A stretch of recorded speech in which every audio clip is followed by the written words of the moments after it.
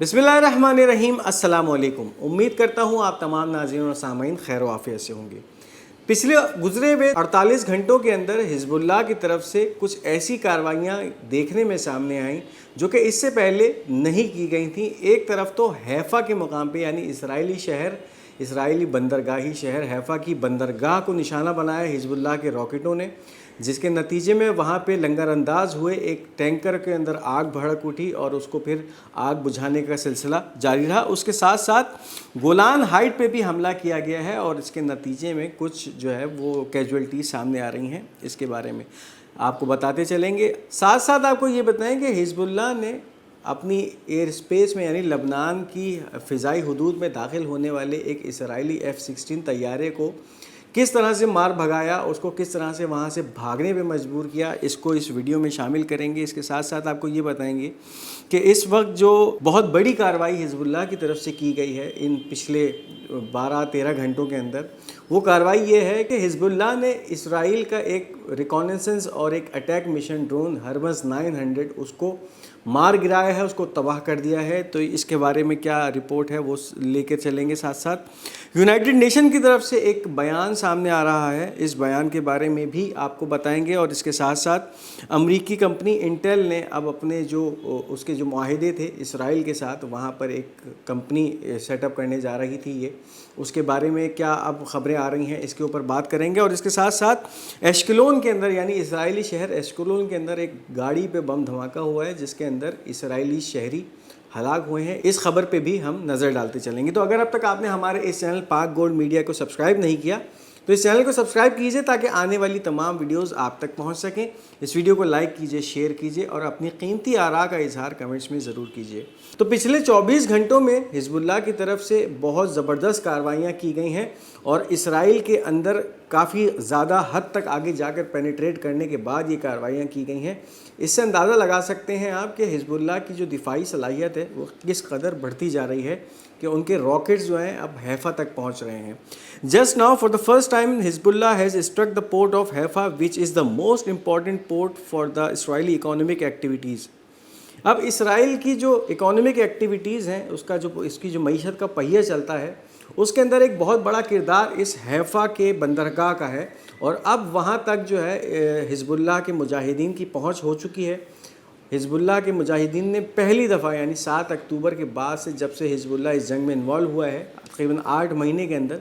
पहली दफ़ा अब उसकी कैपेबिलिटी यहाँ तक पहुँच गई है कि वो लबनान से बैठकर रॉकेट्स फायर करता है, मिज़ाइल फायर करता है जो कि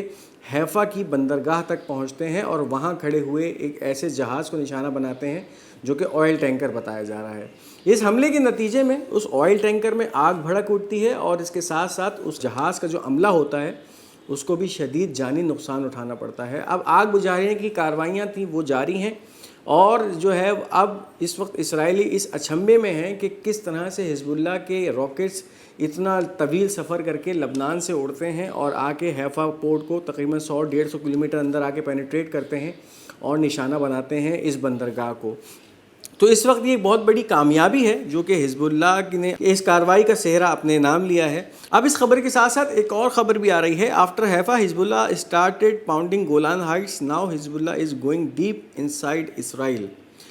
इस हैफ़ा के हमले के फ़ौरन बाद हिजबुल्लाह की तरफ से गोलान हाइट पे भी हमले किए जाते हैं। गोलान हाइट ये वो इलाका है जहाँ पे इसराइल की बहुत सारी खुफिया तनसीबात मौजूद हैं। इन तनसीबात के ऊपर फिर फ़ौरन जो है वो हिजबुल्लाह की तरफ से मिज़ाइल हमले किए जाते हैं और इन हमलों के नतीजे में वहाँ पर एक तो उनका जो इंफ्रास्ट्रक्चर है उसको तबाह किया जाता है और उसके साथ साथ वहाँ पर भी बहुत सारे इसराइली फ़ौजी जो मौजूद होते हैं उनको जो है हलाक और ज़ख्मी किया जाता है। Hezbollah announces they fired anti aircraft missile toward the Israeli fighter jet that violated Leibniz air space. लबनान की फ़िज़ाई हदूद की खिलाफ वर्जी करते हुए इससे पहले इसराइली तैयारे लबनान में दाखिल होते थे और बमबारी करके चले जाते थे या वहाँ पर जो है वो इंटेलिजेंस मालूमात लेके चले जाते थे। लेकिन अब पिछले हफ्ते से जो ये हिजबुल्लाह की तरफ से कार्रवाइयों का एक नया सिलसिला शुरू हुआ है और उसके अंदर اسرائیل کی طرف سے کوئی بھی داخل ہونے والے جہاز کو ٹارگٹ کیا جاتا ہے اینٹی ایئر کرافٹ میزائل سے، اینٹی ایئر کرافٹ گنوں سے. تو اس کے نتیجے میں اب ایک اور کارروائی ایسی ہوئی ہے کہ جب ایک اسرائیلی طیارہ F-16 طیارہ لبنان کے فضائی حدود میں داخل ہوتا ہے تو پھر حزب اللہ کی طرف سے اینٹی ایئر کرافٹ میزائلوں کو جو ہے داغا جاتا ہے، جس کے نتیجے میں وہ جہاز پھر فوراً اپنا رخ تبدیل کرتا ہے اور واپس جو ہے وہ اسرائیل میں داخل ہو جاتا ہے اور لبنان کی ایئر اسپیس چھوڑ دیتا ہے. تو اب یہ جو ایک خوف ہے، یہ خوف بھی اب اسرائیل کی ایئر فورس کے اوپر طاری ہونا شروع ہو گیا ہے کہ اگر ہم پھر اب لبنان کے اندر داخل ہونے کی کوشش کریں گے تو اب جو ہے وہ حزب اللہ کے جو مجاہدین ہیں، حزب اللہ کے جو اس وقت جوانان ہیں، وہ ہمہ وقت تیار ہیں، ان کا ایئر ڈیفنس سسٹم تیار ہے، اور جیسے ہی کوئی طیارہ پھر لبنانی ایئر اسپیس میں داخل ہوگا حزب اللہ اس کو مار گرانے کی صلاحیت بھی رکھتا ہے اور اس کے پیچھے میزائل داغ سکتا ہے. تو اب یہ وہ اسرائیل کے اندر خوف بیٹھتا جا رہا ہے. اب اس کے ساتھ ساتھ جو ایک اور خبر ہے اور بہت اہم خبر ہے کہ حزب اللہ نے ایک اور ہرمز 900 ڈرون اسرائیل کا، جو کہ ایک بہت ہی ایڈوانس ڈرون سمجھا جاتا ہے، اس کو مار گرایا ہے. Hezbollah just shot down another Hermes 900 which is Israel's most advanced UAV. Israel's arsenal is believed to contain 20 to 30 such drones and Hezbollah has neutralized 3 of them. اب ایک اور یہ کارروائی ہوئی ہے حزب اللہ کی طرف سے جو کہ ایک بہت اہم کارروائی سمجھی جا رہی ہے، جس کے اندر اسرائیل کا ہرمز 900 یا ہرمز 900 ڈرون ہے جو کہ تباہ کیا ہے حزب اللہ کے میزائلز نے. اور اس ڈرون کے بارے میں یہ بتایا جا رہا ہے کہ یہ ایک بہت ہی ایڈوانسڈ ان مینڈ ایئر وہیکل ہے جو کہ ریکونیسنس یا سرویلنس کے لیے استعمال کیا جاتا ہے، اور اس کے ساتھ ساتھ یہ جو ہے وہ اٹیک مشنز کے لیے بھی استعمال کیا جاتا ہے.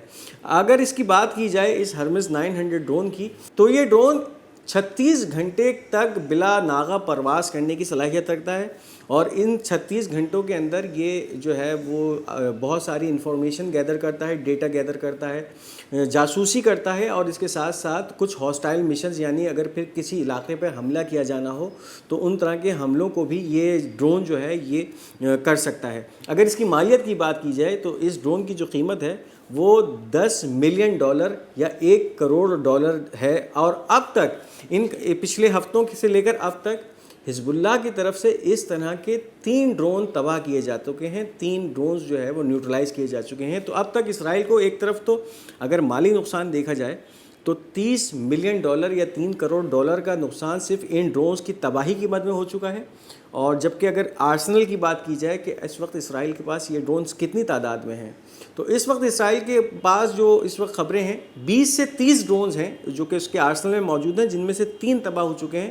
تو اگر اس وقت اندازہ لگایا جائے کہ اگر یہ 30 ڈرون بھی آپ اندازہ لگاتے ہیں کہ اسرائیل کے پاس ہے، تو اس کا 10% اس وقت حزب اللہ نے یہ ڈرونز تباہ کر کے ختم کر دیا ہے. اب آپ کو یہ بتائیں کہ اس سے پہلے اگر حوثیوں کی بات کی جائے تو امریکی MQ-9 ریپر ڈرونز جو ہیں وہ بھی حوثیوں نے تباہ کیے ہیں یمن میں، اور ان کی تعداد جو ہے وہ 6 کے قریب ہے. یعنی پھر پچھلے جو گزشتہ ہفتوں سے لے کر اب تک یمنی حوثی امریکی 6 MQ-9 ریپر ڈرون گرا چکے ہیں یا تباہ کر چکے ہیں. اور اگر ان کی لاگت کا تخمینہ لگایا جائے تو ایک MQ-9 ریپر ڈرون $30 ملین کی جو ہے وہ مالیت رکھتا ہے، اور اس حساب سے یہ $18 کروڑ کا نقصان یمنی حوثی صرف ان ڈرونز کو تباہ کر کے ان کی مد میں جو ہے وہ امریکہ کو پہنچا چکے ہیں. تو اب اس وقت جو یہ خوف ہے اس ریزسٹنس کا، چاہے پھر وہ لبنانی ریزسٹنس ہو یا پھر وہ یمنی حوثیوں کے ریزسٹنس ہو یا یمنی حوثی ریزسٹنس ہو، ان کا خوف جو ہے اس وقت اہل مغرب میں اور اس وقت جو ہے اسرائیل کے اندر کافی پینیٹریٹ ہوتا جا رہا ہے، بیٹھتا جا رہا ہے. اس کے ساتھ ساتھ اقوام متحدہ سے خبر ہے، United Nations Israel's operation to free prisoners can be a war crime. Hundreds of Palestinians, many of whom were civilians, were killed and injured. النصرت جو ریفیوجی کیمپ پہ حملہ کیا گیا تھا، جس کے نتیجے میں اسرائیل نے اپنے 4 مغویوں کو آزاد کرایا تھا، اور اس حملے کے نتیجے میں 200 سے زیادہ فلسطینیوں کو، نہتے فلسطینیوں کو شہید کیا گیا تھا. اب یونائٹڈ نیشن یعنی اقوام متحدہ کی آنکھیں کھلی ہیں، اور اب اس نے یہ بیان جاری کیا ہے کہ یہ جو اسرائیل نے کارروائی کی تھی النصرت ریفیوجی کیمپ میں، یہ جو ہے وہ وار کرائم یا جنگی جرائم کے زمرے میں آتی ہے. یعنی جس کے اندر 4 قیدیوں کو آزاد کرانے کے لیے 200 سے زیادہ معصوم نہتی عوام کو مارا گیا، تو اب جو ہے وہ اس پہ اقوام متحدہ کا ایک بیان آیا ہے جس میں وہ کہا جا رہا ہے کہ یہ جو ہے وہ جنگی جرائم کے زمرے میں آتی ہے، یعنی اب اسرائیل کو جو ہے وہ صرف یہ بتایا جا رہا ہے کہ آپ نے یہ ایک جنگی جرم کیا ہے۔ اب اس کے ساتھ آپ کو یہ بتائیں کہ اس وقت اسرائیل کے جس طرح سے حالات ہیں، اکانومی اس کی اب بیٹھتی جا رہی ہے، اور ایک ایسی کمپنی جو کہ دنیا بھر کے کمپیوٹرز کے لیے چپ بناتی ہے، اس کا پروسیسرز بناتی ہے، انٹل نامی امریکن کمپنی، اس نے بھی اب جو ہے وہ اسرائیل کے اندر سرمایہ کاری کرنے سے معذرت کر لی ہے۔ The American company Intel decided to suspend the $15 billion expansion of its semiconductor factory in Kiryat Gat in the occupied Palestinian territories۔ اب یہ ہے کہ اس کمپنی نے، انٹل نامی کمپنی نے جو $15 بلین کا ایک معاہدہ اسرائیل کے ساتھ مل کے کر رہی تھی، جس میں اس کے علاقے کریات گات میں اس کو ایک ایسی فیکٹری لگانی تھی جس کے اندر پھر یہ انٹل کی مائکرو پروسیسرز یا سی پی یو بنتے، اس کا معاہدہ اب ختم کر دیا ہے۔ اور اس کی وجہ یہی ہے کہ جس طرح سے اب اسرائیل کے اندر اس جنگ کے اثرات نظر آنا شروع ہو گئے ہیں، اس کا امپیکٹ اب اسرائیل کی معیشت پہ بھی پڑنا شروع ہو گیا ہے۔ اب ایک اور خبر ہے جو کہ اس وقت اسرائیل سے ہی سامنے آ رہی ہے، ایشکلون سے۔ A car exploded in Ashkelon, killing a number of settlers inside, and investigations are underway into the cause of the explosion۔ ایک دھماکہ ہوا ہے گاڑی کے اندر، پیسنجر کار کے اندر، اور اس کے نتیجے میں اس گاڑی میں موجود جتنے بھی قابض صہیونی اسرائیلی جو شہری تھے وہ ہلاک ہوئے ہیں۔ ابھی تک اس کی جو ابتدائی معلومات کے مطابق